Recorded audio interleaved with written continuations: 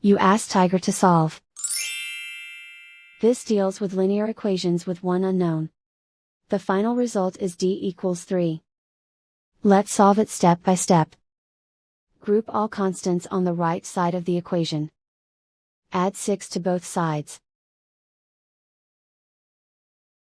Simplify the arithmetic.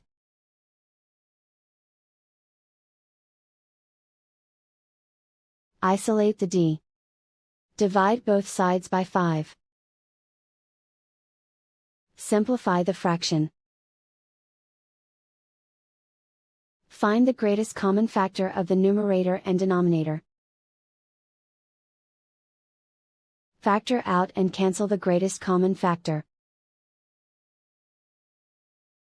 And so the final result is d equals 3.